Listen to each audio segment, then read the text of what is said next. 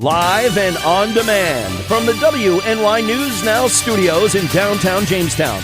This is WNY News Now. And thanks so much for joining us for WNY News Now. On this Friday, I'm Justin Gould. And I'm Matt Hummel. Happening now, a man is killed in a motor vehicle crash last night. We'll have those details coming up. Plus, Chautauqua County Sheriff Jim Quattrone has reached a decision on publishing mugshots. But first, we get a check of our forecast. Chief Forecaster Dakota Hunter standing by for us live. Hey, Dakota.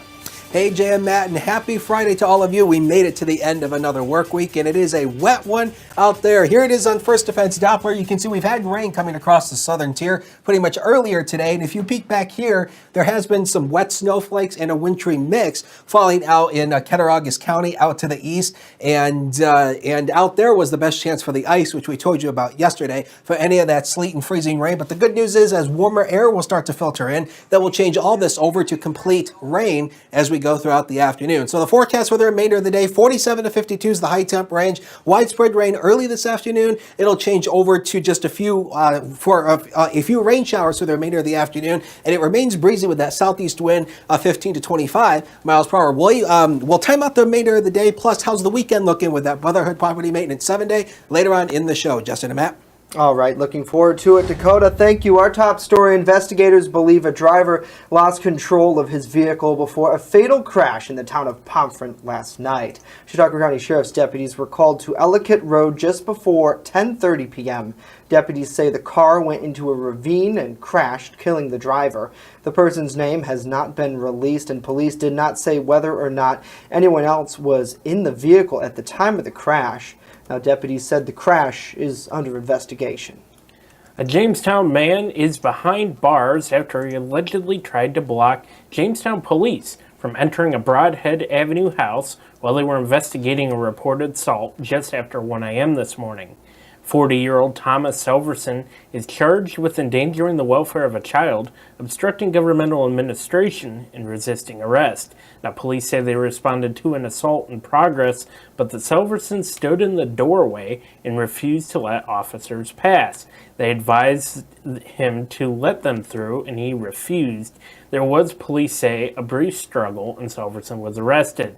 Police said, meanwhile, this all happened in front of a 10-year-old child. And a Jamestown man was remanded to Chautauqua County Jail after New York State police responded to reports of a man drinking whiskey in a parked car at a local business. 60-year-old Daniel Weilacker of Jamestown was charged after he was stopped while driving on Dutch Howell Road in the town of Ellery. He was charged with felony driving while intoxicated and aggravated unlicensed operation in the first degree. Troopers said the man failed several field sobriety tests and had a breath sample of .09. The charge is a felony because police said he had a previous DWI conviction within the last decade, and his license had been previously revoked for that DWI conviction.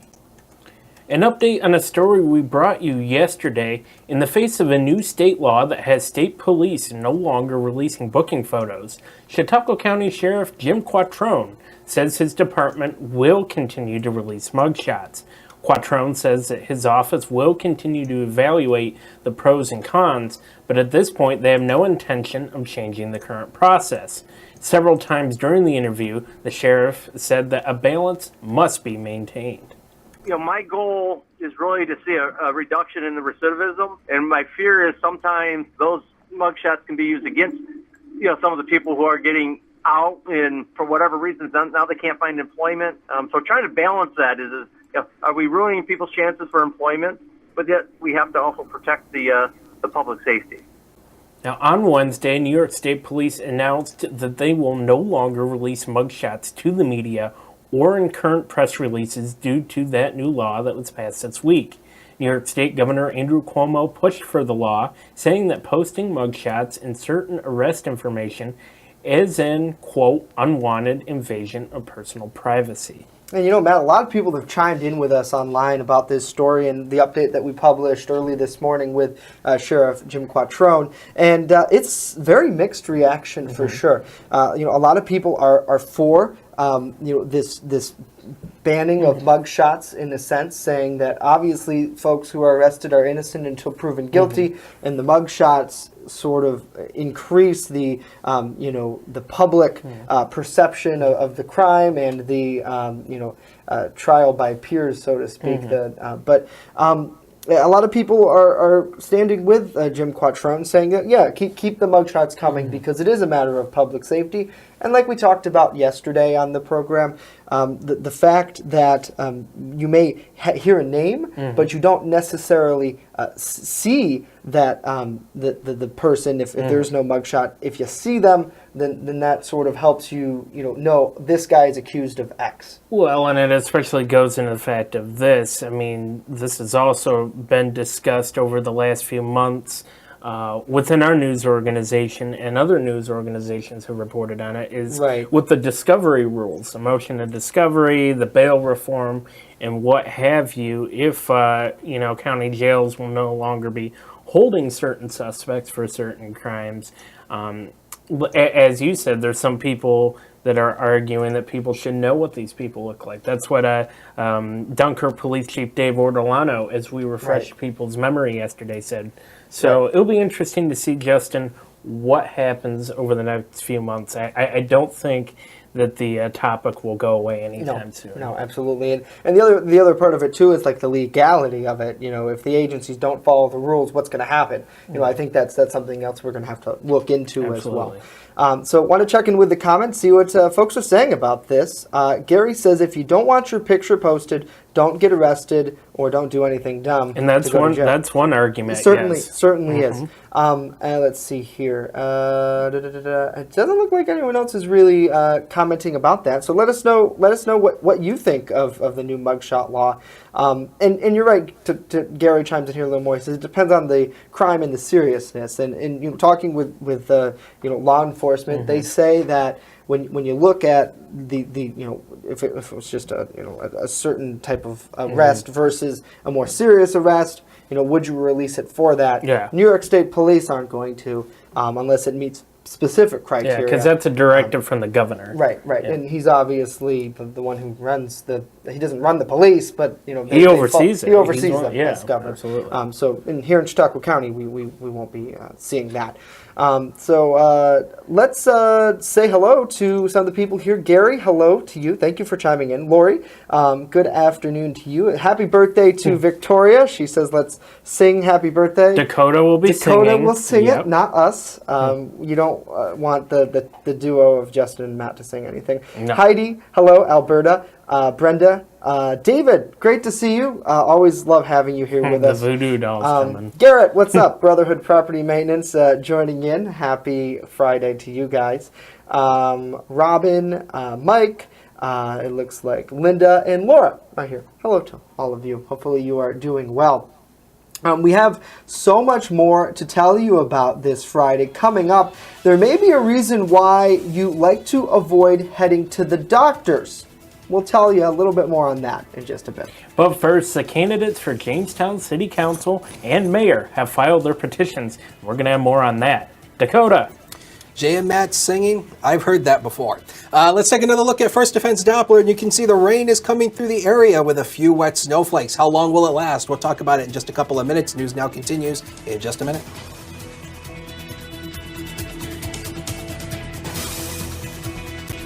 Live and on demand, you're watching WNY News Now.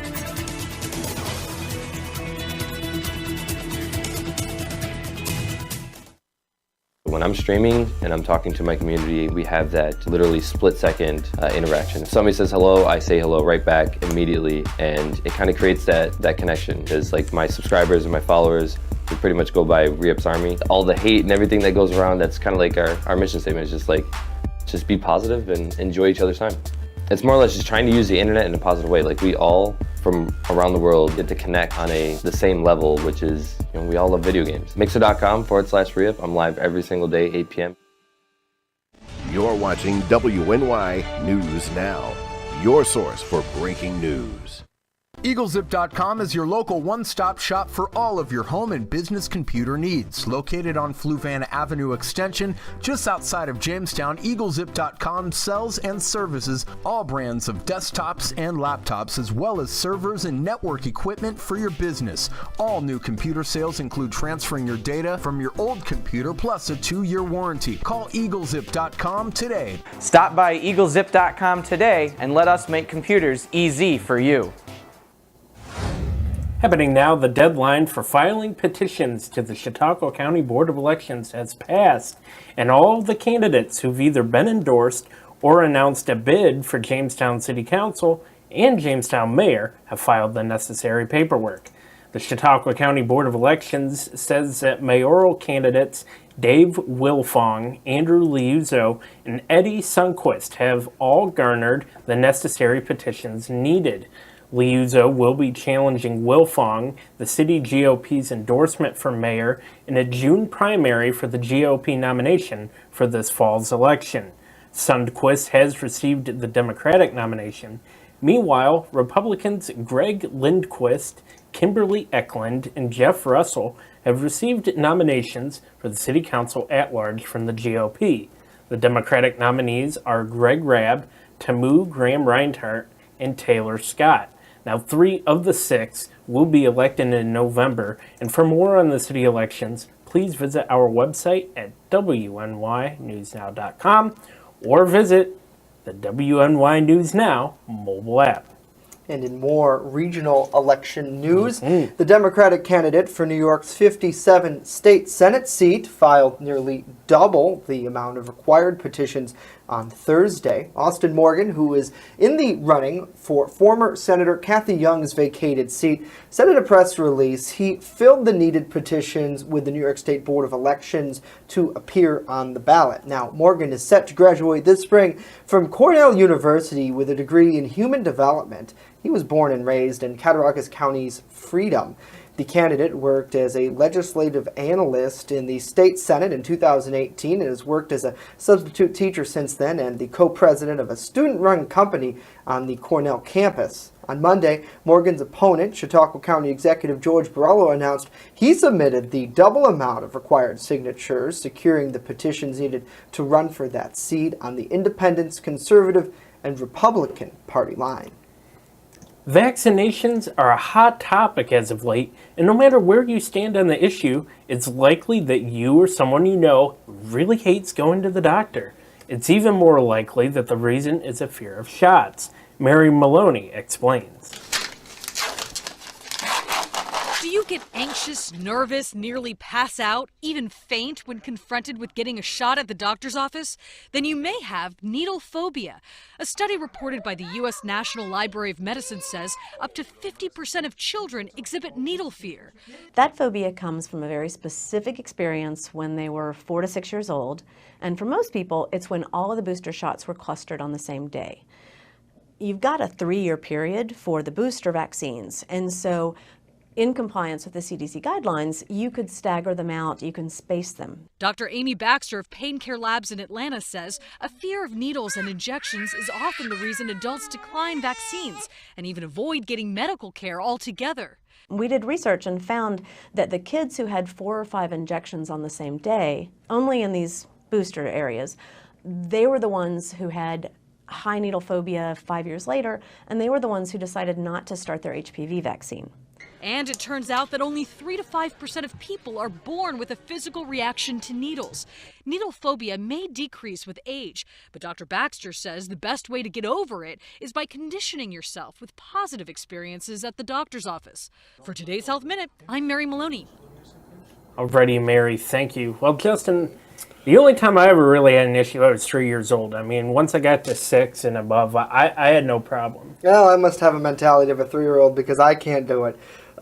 There's only one nurse at my doctor's office who is allowed, according to rules and regulations by Justin Argold, to give a shot because I don't get it. I don't know why I don't like it so much, but just even thinking about it makes my arm hurt. I mean, I have no problem getting them. The only time I've had two occurrences that I can think of off the top of my head in life where they missed where they were trying to go. So that was more annoying. I mean, it didn't really hurt. I sucked it up and dealt with it. Yeah, but then you get a big bruise, don't you, usually after that? It kind of doesn't make me happy, but it is what it is. I know someone who just had that happen to them like Wednesday, and now their whole arm is all like purple. It's What do you guys think? Lori says hate shots but love tattoos. They say that's a different kind of needle than with the shot. I've heard that. Yeah, I mean, I don't have any tattoos. Because the smaller the needle, the better.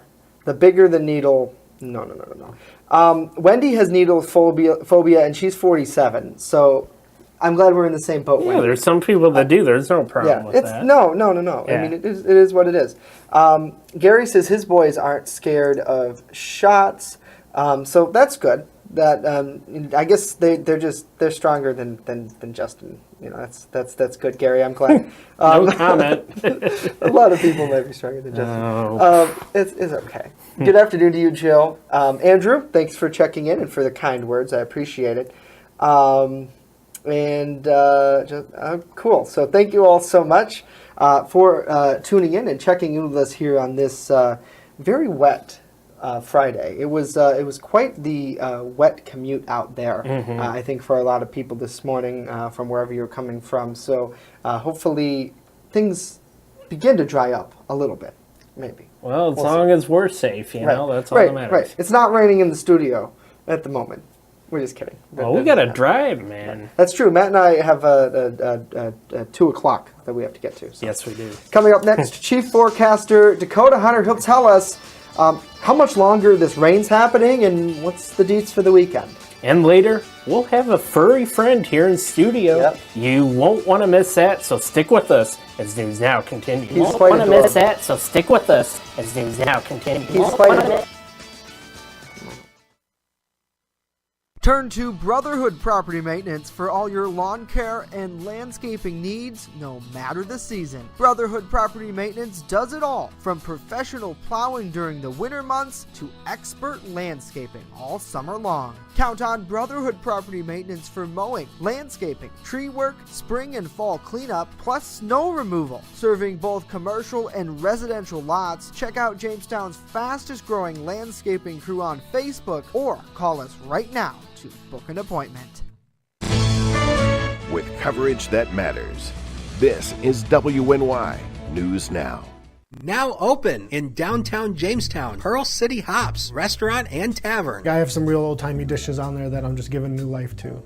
Like there's a shepherd's pie on there that's going to have some bison in it, you know, real thick hearty gravy. Then I'm also doing beer flights. We're pairing it with a set of sliders, a set of tacos, and a set of mini rolls. So everything's going to have its own pair, so you can get a taste of a little bit of everything and all the beers. We don't want to be known as the restaurant in the hotel. We want to be known as Pearl City Hops. First Defense Weather, the Southern Tier's only live and local weather source. Now, here's Chief Forecaster Dakota Hunter. Y'all see that YouTube video with that weather guy singing "I Make It Rain"? That's me. The high yesterday was 42 degrees, and we bottomed out at 33 degrees this morning, and we picked up a little more than 1/10 of an inch of rain so far today at the airport officially. And speaking about rain, we have not seen rainfall since over the weekend. The last time we had rain was over the weekend here, and if my graphics will advance, that would be very helpful. And we haven't seen rain, there we go, since over the weekend where we picked up about 7/100 of an inch of rain, over half an inch of rain, and since then it's been dry throughout much of the week, and so some of this rain is kind of well needed now since we're getting into spring through the spring months as well. And my clicker is just not working with me today, so we always have a backup clicker that I can operate here. So let's take a look first of all at the pollen levels. Things are okay there. The rain is helping to knock down a lot of this tree pollen, which is good, and so that will continue throughout the day. My clickers are just not working, so I will have to step off the wall. And so what we will do is, Here's the News Now cam. You can see the raindrops falling out there. The current temperature is 37 with a south wind of 12 and a dew point at 35 degrees. As we take a look at First Defense Doppler, you can see the rain that is moving through. As we zoom you into Chautauqua County, you can see that the rain continues out to the east in Cat County. There's been a little bit more of a rain-snow mix out there, but as the warmer air starts to filter in, there will be some more rain to go through. These are the Doppler radar estimated rainfall totals since midnight, and we haven't picked up a whole lot. Here we go with Future Scan. This is our exclusive high-res model data, and again, the rain will start to back off through the afternoon.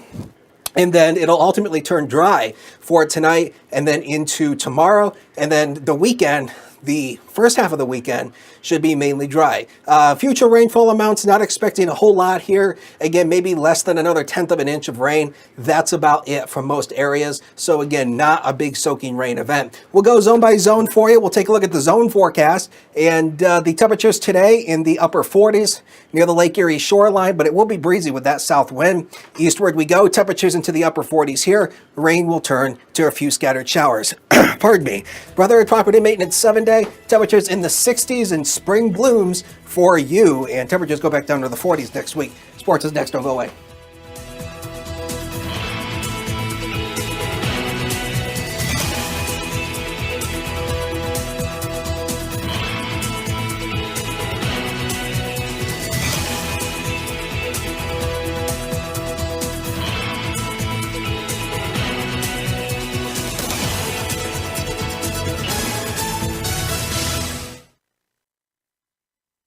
You're watching WNY News Now, where coverage comes first. WNY Sports Now is powered by Phone Zone of Jamestown. With the largest inventory around, we buy and sell our own merchandise at a price that can't be beat. Have a broken screen? We'll fix it. Learn more at phonezoneshop.com.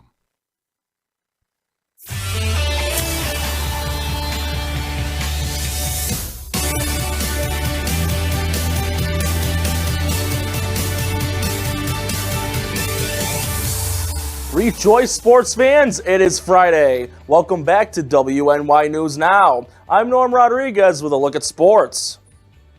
Tonight at 7:05, the Jamestown Rebels hockey team will be hosting a 2-game home series against the Johnstown Tomahawks. These 2 games will also be during Fan Appreciation Weekend, with tonight and Saturday night's games being the final 2 home games of the regular season. Fans will have the opportunity to win prizes and buy discounted merchandise with the exception of jerseys. Both games will also have a $500 cash giveaway and 10% of team apparel discounted. Friday's game will also include an opportunity to skate with the Rebels until 10 p.m. And on Saturday, fans will get the opportunity to win free tickets to the Rebels' 2 home playoff games. The Rebels will be hosting the New Jersey Titans the first 2 playoff games on April 12th and 13th. The Buffalo Sabres snapped their 8-game losing streak on Thursday night, defeating the Ottawa Senators 5-2. Jack Eichel led the way for Buffalo, finishing with 1 goal and 2 assists. Victor Olofsson and Sam Reinhart each had 1 goal and 1 assist as well. Buffalo is now deadlocked with the Detroit Red Wings for second to last in the Atlantic with 74 points. The Sabres will close out the 2018-2019 season tomorrow night at 7 o'clock against the Red Wings. Over the weekend, both the men's and women's NCAA March Madness Final Fours will take place. Starting up on Saturday night at 6:09, the number 5 seeded Auburn Tigers will battle a top seeded Virginia Cavaliers. Later that night at 8:49, Texas Tech, who are the number 3 seed, will battle number 2 seeded Michigan State. In women's Final Four action, later tonight at 7 o'clock, the number 2 seed Oregon Ducks will battle the top seeded Baylor Bears. The other game for the women's Final Four will be at 9 o'clock tonight as well, between the number 2 seeded UConn Huskies and the top seeded Notre Dame Fighting Irish. All of these games can be viewed on the NCAA March Madness app. That's it for sports today. Justin and Matt, back to you. All right, Norm, great job as always. Thank you, sir. Well, it is Friday and time for our brand new Feel Good Friday segments where pets who are in need of a good home visit us here at WNY News Now, part of Furry Friend Friday, if I can read the text correctly. Joining us in studio is Brian Papalina and Joanne Dahlbuck from the Chautauqua County Chamber of Commerce, and Brian is from the Humane Society here in Chautauqua County. Great to have you guys. Thank you, Justin. Hi, thank you. Ooh, we have a furry friend over there, I see. Yes, this is Chico, the Chihuahua. Chico is 9 months old and a lover. Yes, and I just love this pup so much. Very well behaved. It's going to be hard to give him back. Yeah. So you're volunteering, Joanna, Yes. with the Humane Society. Yes. So Chico, I imagine, lives there then? And then Right now, Chico lives at the shelter. We're here on behalf of the Expeditions, and Brian can tell you more about that. Yeah. Yeah, Expeditions is a new program that kicked off this Monday, and it's starting as a study being done by Arizona State and Virginia Tech universities to show that what it really is short-term fostering and the benefits short-term fostering can have on animals who are at the shelter, how it can improve their moods, it can give them that one-on-one time and cut the length of the stay they have at the shelter, mostly through exposure people are seeing when the dogs are on the expedition. So, you guys, I imagine, are always looking for volunteers to be a part of that program. How do people get connected with them? I'm sure there's a process. This is kind of excuse the pun, a different animal than volunteering. Volunteering, we always accept volunteers. You can find on spcapets.com, you can even sign up to volunteer. But this is actually a little bit easier. People can come in and they do a quick orientation and they get matched up with their pooch and they head out and they're able to go out for 2 to 4 hours and do their day trip. And there's a list of suggested places or opportunities, but you don't have to use that list. You can kind of make your own path. So yeah, just come in, you meet a lovable guy like Chico here, and which there's plenty of dogs right now. I think there's 20 dogs up for adoption at the moment. And you just come in, take the dog out, have a good time, and then you come back, there's a little report card you fill out. And that's also part of what goes into helping cut the stay for adoption, because we know better how they handle, being in the car, how they handle, that sort of stuff. So Chico was very good in the car. He sat on my lap with his head on my arm. I am also just a normal volunteer at the Humane Society, but I'm pairing up with the Humane Society as a chamber member to go visit our chamber members, and there's no way anybody's not going to let you in their door when you're carrying a pup. Right, absolutely. I mean, very welcome arms to the newsroom, Chico. So they'll remember I was there. Yeah, of course. So he's currently looking for a home then right now. He is looking for a home. Yep, you can find all of his information under the adoptable animals section of spcapets.com. Stuff we do know about him is he loves just about everybody, but he probably would do best if he was the only animal in the home. So. Okay. How do you two get involved with the the animal adoption field? Well, for me, I actually have been in media for 25, still part-time, about 25 years.